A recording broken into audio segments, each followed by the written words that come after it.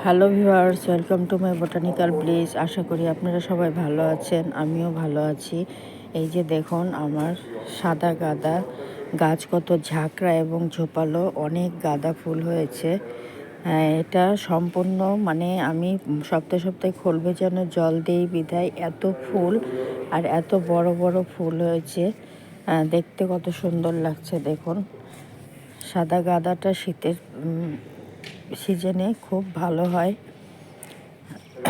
আপনারা সব গাঁদার পাশাপাশি সাদা গাঁদাটা ছাদ বাগানে করতে পারেন, এতে খুব সুন্দর লাগে শীতের বাগান দেখতে। এই যে দেখুন কত সুন্দর হয়েছে। আমি এই সাদা গাঁদার মাটি তৈরি করেছি 50% বাগানের মাটি, 30% গোবর সার, 20% কোকোপিট দিয়ে। গোবর সার দিয়ে গাছ লাগালে গাছ সুন্দর এবং হেলদি, সতেজ, সবুজ থাকে।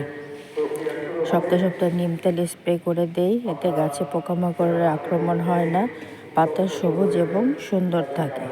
ভিডিওটি ভালো লাগলে প্লিজ সাবস্ক্রাইব করবেন, সাবস্ক্রাইব করে আমার পাশে থাকবেন। আজকে আসি, টাটা।